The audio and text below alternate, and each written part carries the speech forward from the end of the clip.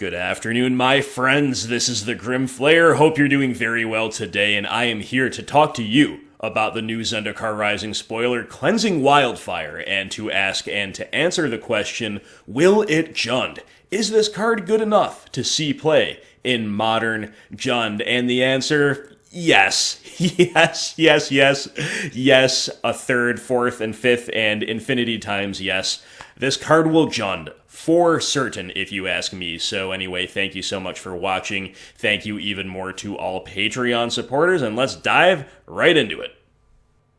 Cleansing Wildfire is a sorcery for 1 generic mana and 1 red mana, so a 2 mana sorcery whose first line of text says destroy target land. So right away, we have to sit up and take notice about that, because unlike Pillage or other Stone Rain variants like Fulminator Mage, and unlike things such as Field of Ruin out of green-black rock, we can notoriously, and very importantly, break up turn 3 Tron even if we are on the draw. And right now, the only other playable card that really allows us to attack lands before turn 3 in the BGX family is, of course, Assassin's Trophy, which comes with its own pros and cons, right? But right away we have to say, okay, it's a 2-mana land destruction spell, I'm listening. But reading on, it says, its controller may search their library for a basic land card, put it onto the battlefield tapped, then shuffle their library. So, okay, at this point you start saying, well, okay, it's good, but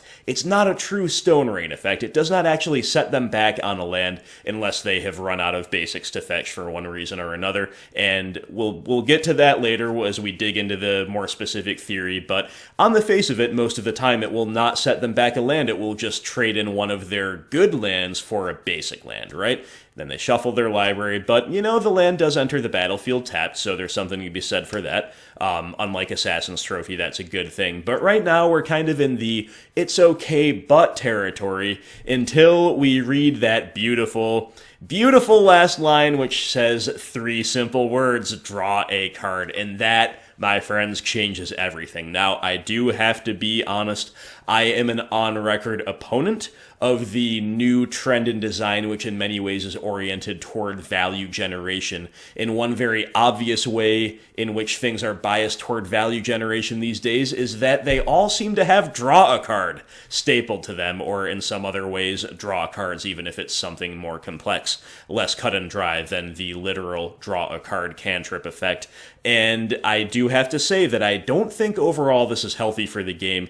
It raises the floor of cards so high and makes them that much less risky to include in the 75, especially in main decks, that when the draw card is paired with something potentially game-winning or something very oppressive, then we do start to reach into territory where it's very easily abused and very easily overplayed. The risks of including cards when their cheap cantrips drops to virtually 0, right? So I do have to register my overall opposition to this design trend. However, in this case, my deck plays it and therefore it's okay. No, I'm just kidding. Although there may be an element of that, I'm trying to remain unbiased. Really, in this case, I do think Modern has been crying out for value-neutral or value-positive ways to attack the big mana decks to really meaningfully disrupt what they're doing without setting ourselves so far behind that we can't catch up, even if our disruption does line up, right? And that's true for mid-range, it's true for other archetypes as well. So Cleansing Wildfire, I think, is the type of printing that Modern has been crying out for, as I say, but whether it's abusable in certain shells, we'll get into that a little bit later. But yeah, on the face of it, once again, it's a 2-mana sorcery, land destruction spell. The person whose land is destroyed gets to tutor for a basic land. It'll enter the battlefield tapped, and then the caster draws a card. So note that you can target yourself with this. So try to take all this in, and now that you know what the card does, let's talk about where it will fit and why. Okay, so I said where it will fit and why. Well, where it fits from our perspective is in Jund, almost certainly in the sideboard. What I guess I really meant to say is what is it good against and why, especially relative to alternatives. So we are looking at an Urza's Tower here. I did already mention that in the intro that we can now break up Tron, even on the draw, and that is huge. That is serious game. And unlike Assassin's Trophy, it does not set us back a card to do so. I shouldn't need to elaborate further on exactly how good that is, but I also wanted to include Eldrazi Temple here because, of course, if this card, if Cleansing Wildfire sees a lot of play, then decks, certainly can be expected to adapt their land bases to it. But as things stand now, which is the only realistic way we can evaluate it, Green Tron might still be able to beat us a non-zero number of the time, and that's an understatement through this effect simply because they do already play with a relatively high basic forest count. We are unlikely to turn this into a Stone Rain effect that cantrips early game anyway, but a deck like Eldrazi Tron, oftentimes you'll catch them with only 1 or 2 wastes in their entire deck. And if they happen to draw one in the opening hand, woe unto them at the hands of the Cleansing Wildfire. Again, it's not to say they couldn't adapt more wastes in the 75 as a hedge against this, but even if that's the case, then the mere existence of Cleansing Wildfire has made one of our Nemesis decks that little bit weaker, because one of the big strengths is that they get to cheat on mana, and they get to have painless mana, and they get to play a whole bucket full of utility lands, and all 3 of those things are difficult for a value-oriented, attrition-based mid-range deck to keep up with. So if they have to rein in their excesses a little bit and play more wastes, play more good, honest, basic lands, then that's a win for us too. Wildfire is also good against Field of the Dead because it can kill Field of the Dead, and at that stage of the game, them getting another basic land, well, number one, I guess the field deck is less likely to have basics around in the deck to fetch, so maybe you do get to actually Stone Rain them, but really, even if they do get another basic, whatever, the point is to not lose to the army of zombies. And I put Field of the Dead here, but also hitting the bounce lands out of Amulet Titan is, of course, live. But these days, Field of the Dead is the most representative land of the Titan decks because you've got stuff like Vile Titan floating around, you've got Uro piles using Field of the Dead. They're not always dependent on the high variance Karoo lands these days. So, but whether it is traditional Amulet Titan or any of the Field of the Dead variants, playing some Cleansing Wildfire against them is pretty good. And in the past, I myself have hesitated, do I bring in my Pillage against an Uro pile? It really depends. It depends on your 75. But you can bring in the Cleansing Wildfires without hesitation because, again, you're not spending a card to do what might be something low impact. You are always drawing a card. Again, the floor is so high. Another good example is Infect and other decks that really use their creature lands as a major win condition. So again, if you can turn it into a Stone Rain, if they happen to be light on basics, so much the better.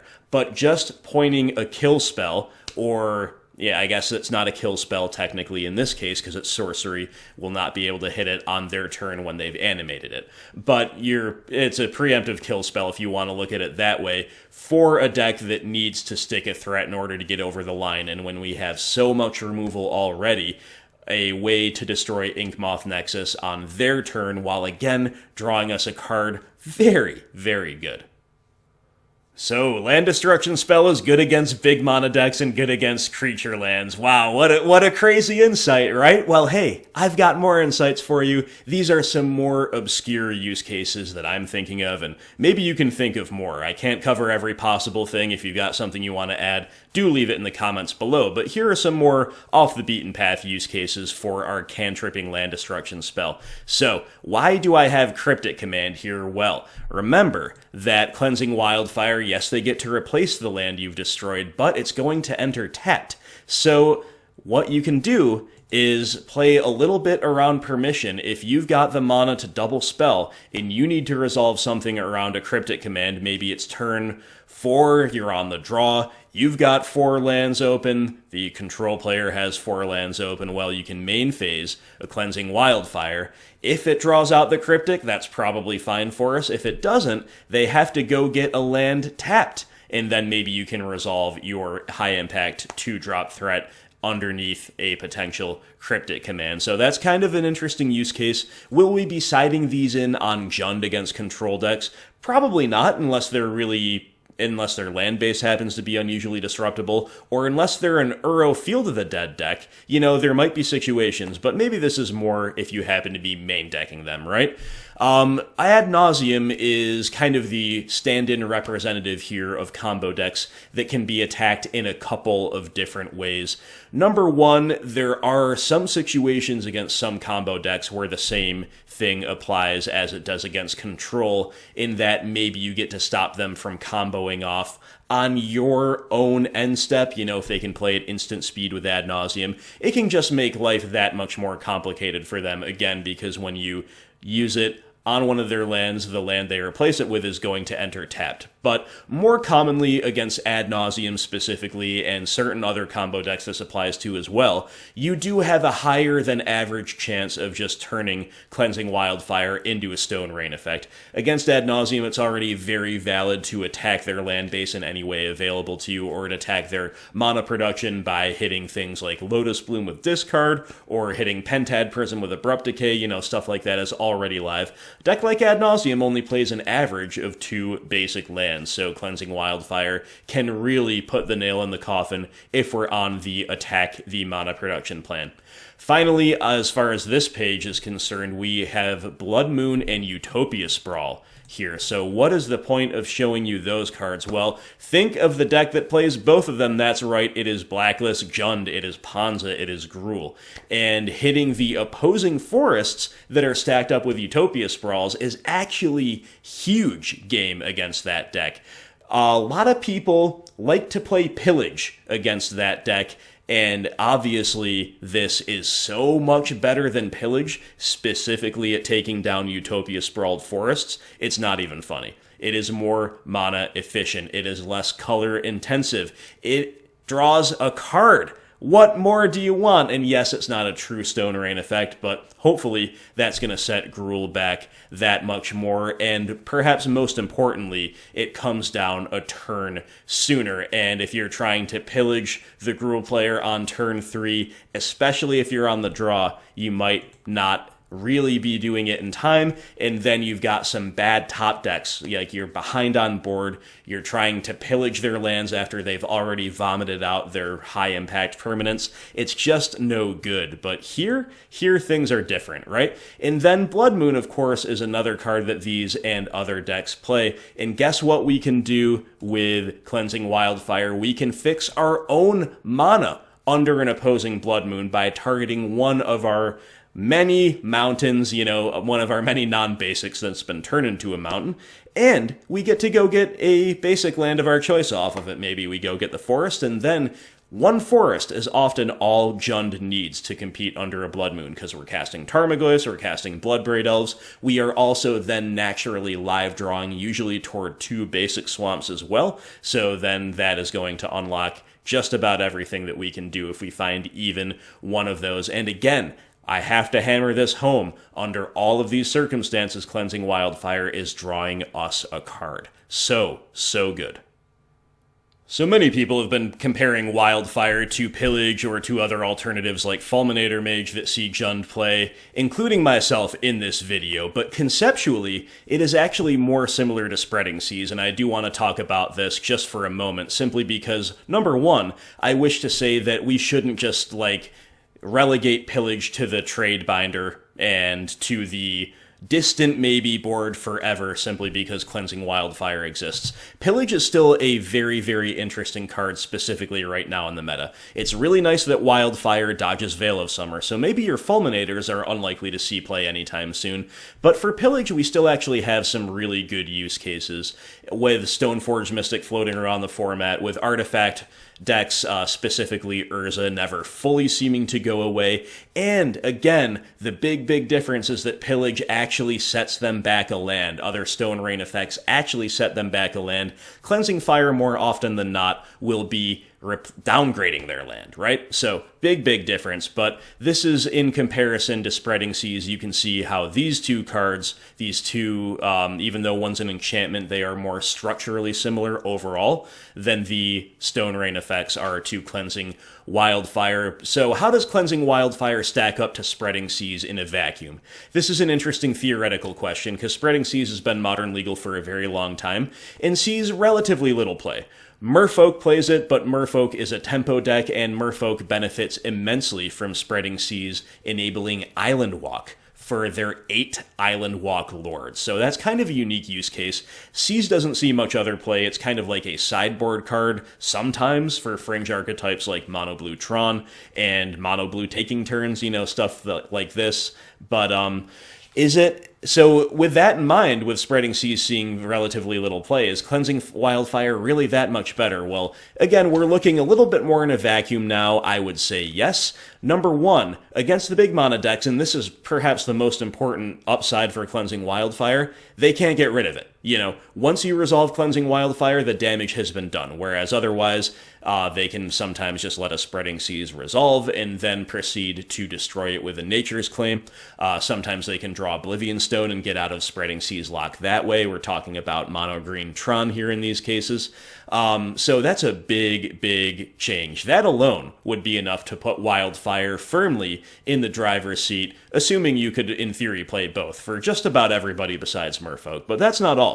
Cleansing Wildfire, like I mentioned when talking about the use cases against Gruul, it can fix our own mana. It can generate landfall triggers. It can generate Revolt. It can do a lot. It is kind of a utility spell in that way. Now, those won't usually be our primary use cases for it on Jund, but it is far more flexible than a card like Spreading Seas. And, again, for the purposes of Jund specifically, it will go to the graveyard upon resolution and therefore can contribute toward growing a Tarmogoyf, toward fueling the escape of a Kroxa, or in other non-Jund shells, like for example a Grixis deck, it can be a Snapcaster Mage target. So yes, the answer here is that Cleansing Wildfire is significantly more powerful than Spreading Seas, despite their structural similarities. Again, pretty much in any shell that I can think of besides Merfolk.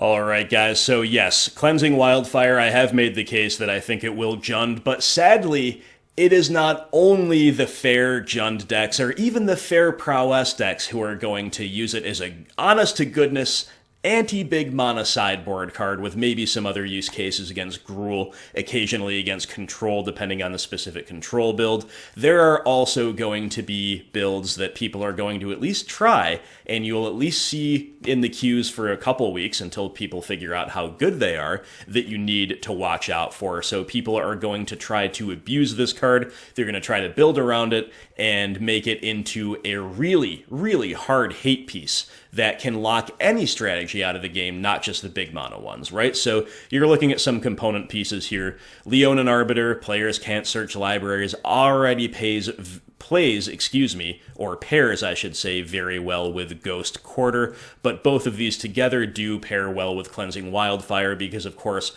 Arbiter is going to shut off that search, and also Ghost Quarter is going to, if the opponent is able to search off of these effects between too many copies, a critical mass of Wildfire, of Ghost Quarter, of other supplementary cards like Path to Exile, Field of Ruin, sometimes Settle the Wreckage, they can really all add up to tax the opponent's basics, and even if they don't have the little mini combo online, eventually they will be Stone Raining, Wastelanding, however you want to look at it. You can even go deeper with a card like Boom Bust. Sorry, you have to turn your head 90 degrees to read that, but Boom Bust is another great land destruction spell in this type of all-in, like red-white prison land destruction type of build, especially if you look at Darksteel Citadel, which is a notorious boom bust target. It is indestructible, but it's not hexproof, so you can target it with boom, and your opponent will get their land boomed, but you will not, and I hope you can see how Cleansing Wildfire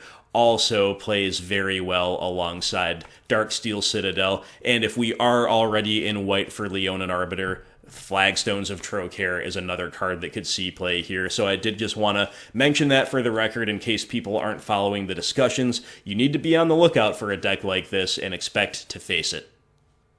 Last but not least, we need to mention Confounding Conundrum, and this could be the tipping point for all of that type of strategy that I just went over with the Arbiter and the White Splash to find a home in Is It, because this is yet another hate piece from this Zendikar Rising set that happens to cantrip, and all of these things working together, Confounding Conundrum alongside Cleansing Wildfire, this has the potential to be really, really oppressive. Now, is it all too cute? Is it all too clunky? Does it have the ability to include realistic win conditions alongside all this hate? Does it have the ability to realistically get under opposing decks and start hating them out long enough to leverage this extreme, attrition on the opposing land base? I don't really know, but these are just things I want to draw your attention to. But the point here, my friends, is that Cleansing Wildfire is a heck of a card, and whether you are building around it, as in the strategies I just briefly outlined at the end there, or whether you are using it as an honest sideboard card in a deck like Jund, or in a deck like Prowess, any variant of Prowess could potentially be very interested in this card. It is very powerful. This is the mythical value neutral, because it replaces itself, big mana hate that comes down before the benchmark of turn 3, before you are going to get troned out. So, Cleansing Wildfire, my verdict, yes, it will Jund. Thank you so much for watching. Let me know what you think about the arguments made here. Let me know, as I said, if you want to include any other use cases or any other synergies or what have you. Thank you again for watching, and stay tuned for more spoiler coverage as well as the usual gameplay and theory videos right here on the channel. Talk to you soon, and good luck out there.